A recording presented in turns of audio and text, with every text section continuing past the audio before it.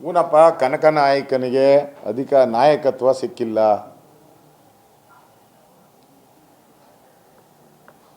ಸಿದ್ದರಾಮಯ್ಯನವರು ಸಾಮಾಜಿಕ ನ್ಯಾಯ ಅಂತ ಹೇಳ್ತಾರೆ. ಆದರೆ ಸಾಮಾಜಿಕ ನ್ಯಾಯ ಅಂದರೆ ಎಲ್ಲ ಜಾತಿ ಸಮುದಾಯಗಳನ್ನು ಒಟ್ಟಿಗೆ ತೆಗೆದುಕೊಂಡು ಹೋಗಬೇಕು ಅಂತೇಳಿ.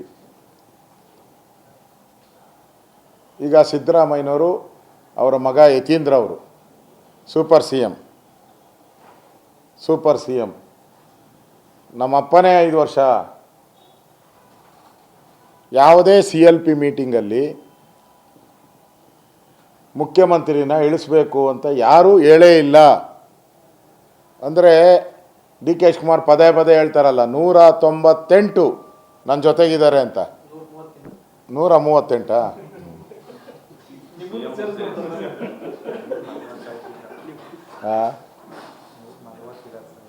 140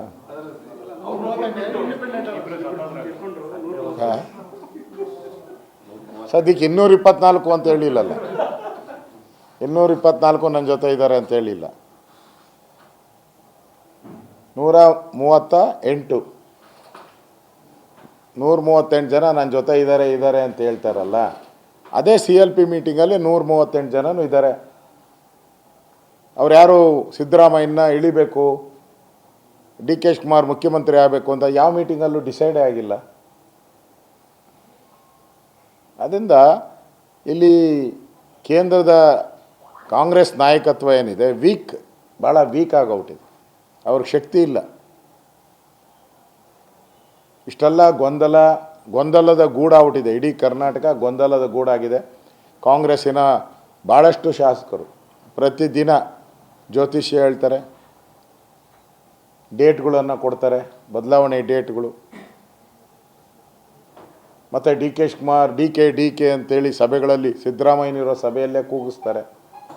ಇಷ್ಟೆಲ್ಲ ಗೊಂದಲಗಳಾದರೂ ಕೂಡ ಕೇಂದ್ರದ ಕಾಂಗ್ರೆಸ್ ನಾಯಕತ್ವ ಈ ಕಡೆ ತಿರುಗಿ ನೋಡ್ತಾ ಇಲ್ಲ.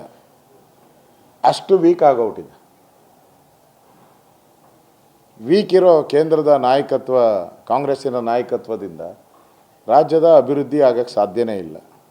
ಈ ಒಳಜಗದಲ್ಲಿ ರಾಜ್ಯದ ಅಭಿವೃದ್ಧಿನೂ ಕುಂಠಿತ ಆಗಿದೆ. ಈಗ ಈ ಗೊಂದಲದಲ್ಲೇ ನನಗನ್ಸುತ್ತೆ 2 ವರ್ಷ ಮುಗಿಸ್ಬಿಡ್ತಾರೆ. ಇದೇ ಗೊಂದಲದಲ್ಲೇ ಯಾವುದೇ ಅಭಿವೃದ್ಧಿ ಮಾಡದೆ, ಯಾವುದೇ ಹೊಸ ಯೋಜನೆಗಳನ್ನು ತರದೆ,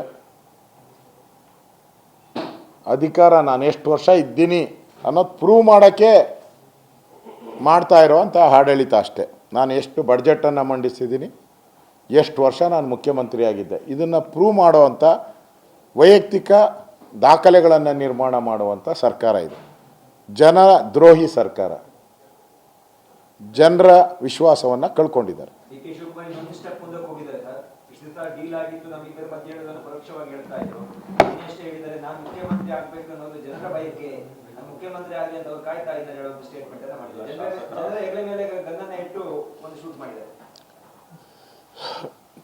DK ಶಿವಕುಮಾರು ದೇವಸ್ಥಾನಗಳ ಯಾತ್ರೆ ಆಗೋಯ್ತು. ಯಾಕೋ ದೇವರು ಹೊರ ಕೊಟ್ಟಂಗೆ ಕಾಣಿಸಿಲ್ಲ ನನಗೇನೋ. ಈಗ ಜನಗಳ ಮಧ್ಯೆ ಬಂದಿದ್ದಾರೆ. ಜನ ಹೊರ ಕೊಡ್ತಾರೋ ಇಲ್ಲ ಗೊತ್ತಿಲ್ಲ. ಇವೆಲ್ಲನೂ ಕೂಡ ಅವರ ಕಾಂಗ್ರೆಸ್ ಪಾರ್ಟಿಯ CLPಯಲ್ಲಿ ಚರ್ಚೆ ಆಗಬೇಕು. ಈಗ ಹೊರಗಡೆ ಮಾತಾಡ್ತಾ ಇದ್ದಾರಲ್ಲ ಇವರೆಲ್ಲ, ಡೇಟ್ಗಳು ಕೊಡೋದು, DK ಮುಖ್ಯಮಂತ್ರಿ ಆಗಬೇಕು, ಅದನ್ನು CLP ಮೀಟಿಂಗಲ್ಲೇ ಚರ್ಚೆ ಮಾಡಿದ್ರೆ ಮುಗ್ದೋಯ್ತಲ್ಲ. CLP ಮೀಟಿಂಗಲ್ಲಿ ಚರ್ಚೆ ಮಾಡಿದೆ ಹೊರಗಡೆ ಎಲ್ಲ ಬಂದು ಹೇಳಿಕೆಗಳನ್ನು ಕೊಡೋದ್ರಿಂದ ಏನು ಉಪಯೋಗ ಇಲ್ಲ. ಗೊಂದಲ ಜಾಸ್ತಿ ಆಗ್ತಾಯಿದೆ ಅಷ್ಟೇ. ಕರ್ನಾಟಕದಲ್ಲಿ ಅಧಿಕಾರದ ಕಿತ್ತಾಟ ಇದೇ ನಾವು ನೋಡ್ತಾ ಇರೋದು ಪ್ರತಿದಿನವೂ ಕೂಡ. ಅದರಿಂದ ಇಷ್ಟೆಲ್ಲ ಆದರೂ ಕಾಂಗ್ರೆಸ್ ಕೇಂದ್ರದ ನಾಯಕತ್ವ ಮೌನವಾಗಿದೆ ಅಂತ ಹೇಳಿದ್ರೆ ಅವ್ರಿಗೆ ಇದನ್ನು ಬಗೆಹರಿಸುವಂಥ ಕೆಪ್ಯಾಸಿಟಿ ಇಲ್ಲ. ಆ ಕೆಪ್ಯಾಸಿಟಿಯನ್ನು ಕಳ್ಕೊಂಡಿರೋವಂಥ ವೀಕ್ ನಾಯಕತ್ವ ಕೇಂದ್ರದ್ದು. ಓಕೆ, ಗಂಟ್ಲೆಲ್ಲ ಹೋಯ್ತು. ತಿರುಗಿ ರೆಸ್ಟ್ ಶುರು ಮಾಡೋದೇನಪ್ಪ ನೀನು? ಅಲ್ಲಿ ಕಂಬಿಡಪ್ಪ. ಕಾರ್ಯಕರ್ತರಿಗೆ ಮುಂದುವರಿಸಿದ್ದಾರೆ. ಅವರಿಗೆ ರಾಜ್ಯದ ಎಷ್ಟು ಒಟ್ಟು ಮುಂದುವರಿಸಿದರು? ಶಾಸಕರು ಮುಂದುವರಿಸಿದ್ದಾರೆ. ಇವ್ರದ್ದು ಕೊನೆಯದು 2.5 ವರ್ಷ ಆಗಿದೆ ಸರ್. ಈಗ ಮುಂದಿನ ಆದೇಶದವರೆಗೆ ಎಲ್ಲರೂ ಕೂಡ ಸಂಪುಟ ದರ್ಜೆ ಸ್ಥಾನಮಾನ ನೀಡಿದ್ದಾರೆ. ಸಚಿವರಿಗೆ ಏನೇನು ಸೌಲಭ್ಯಗಳನ್ನು ಕೊಡ್ತಾ ಇದ್ರು ಆ ಸೌಲಭ್ಯಗಳನ್ನು ಕೊನೆಯ ನೋಡಿದೆ ಅದು, ನೋಡಿದ್ದೀನಿ ಅದು.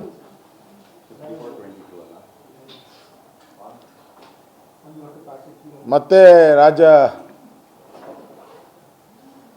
ಕಾಂಗ್ರೆಸ್ಸಿನ ಮುಖ್ಯಮಂತ್ರಿ ಸಿದ್ದರಾಮಯ್ಯನವರು ಎಲ್ಲ ನಿಗಮಗಳಿಗೂ ಕ್ಯಾಬಿನೆಟ್ ರ್ಯಾಂಕನ್ನು ಕೊಡೋ ಮುಖಾಂತರ ಸರ್ಕಾರದ ಬೊಕ್ಕಸಕ್ಕೆ ಪ್ರತಿ ವರ್ಷ ಸುಮಾರು 40ರಿಂದ 50 ಕೋಟಿ ಹೊರೆಯನ್ನು ತಂದಾಕೊಂಡಿದ್ದಾರೆ. ಜನರ ಟ್ಯಾಕ್ಸ್ ಪೇಯರ್ಸ್ ಹಣ ಕಾಂಗ್ರೆಸ್ ಪಾರ್ಟಿಯ ಮೋಜು ಮಸ್ತಿಗೆ ಉಪಯೋಗ ಮಾಡ್ತಾ ಇದ್ದಾರೆ. ಈಗಾಗಲೇ ನನಗಿರುವಂಥ ಮಾಹಿತಿ ಪ್ರಕಾರ ಗವರ್ನರು ಕೂಡ ಪ್ರಶ್ನೆಯನ್ನು ಮಾಡಿದ್ದಾರೆ, ಯಾವ ಕಾನೂನು ಅಡಿಯಲ್ಲಿ ಇದನ್ನು ಕೊಟ್ಟಿದ್ದೀರಾ ಅಂತೇಳಿ. ರಾಜ್ಯದ ಜನನೂ ಕೂಡ ಪ್ರಶ್ನೆ ಮಾಡ್ತಾ ಇದ್ದಾರೆ, ಕೊಡೋಕ್ಕೆ ಸಂಬಳ ಕೊಡೋಕ್ಕೆ ದುಡ್ಡಿಲ್ಲ ನಿಮ್ಮ ಹತ್ರಲ್ಲಿ, ಗೃಹಲಕ್ಷ್ಮಿ ಹಣ 2 ತಿಂಗಳು ಕಟ್ ಮಾಡಾಕಿದ್ದೀರಾ, ಅದನ್ನು ವಾಪಸ್ ಕೊಡೋಕ್ಕೆ ಹಣ ಇಲ್ಲ ನಿಮ್ಮ ಹತ್ರ, ಅನ್ನಭಾಗ್ಯದ್ದು 1 ತಿಂಗಳು ಯಾಮಾರಿಸ್ಬಿಟ್ಟಿದ್ದಾರೆ, ಅದನ್ನು ಕೊಡೋಕೆ ಹಣ ಇಲ್ಲ ನಿಮ್ಮ ಹತ್ರ. ಇವ್ರಿಗೆ ಮಾತ್ರ ಕಾಂಗ್ರೆಸ್ ಪಾರ್ಟಿಯ ಮೋಜು ಮಸ್ತಿಗೆ ಹಣ ಕೊಡ್ತಾ ಇದ್ದೀರಾ ಅಂತ ರಾಜ್ಯದ ಜನ ಪ್ರಶ್ನೆ ಮಾಡ್ತಾ ಇದ್ದಾರೆ. ನಾವು ಪ್ರಶ್ನೆಯನ್ನು ಮಾಡ್ತಾ ಇದ್ದೀರಿ, ಇದನ್ನು ಕೂಡಲೇ ರದ್ದು ಮಾಡಬೇಕು ಅನ್ನೋ ಆಗ್ರಹವನ್ನು ಮಾಡ್ತಾ ಇದ್ದೀರಿ. ಕ್ಷಣ ಕ್ಷಣದ ಸುದ್ದಿಗಳಿಗಾಗಿ ಫ್ರೀಡಂ ಟಿವಿ ಸಬ್ಸ್ಕ್ರೈಬ್ ಮಾಡಿ, ಲೈಕ್ ಮಾಡಿ ಹಾಗೂ ಫಾಲೋ ಮಾಡಿ. ಹೊಸ ಸುದ್ದಿಗಳ ನೋಟಿಫಿಕೇಶನ್ಗಾಗಿ ಬೆಲ್ ಐಕಾನ್ ಮೇಲೆ ಕ್ಲಿಕ್ ಮಾಡಿ.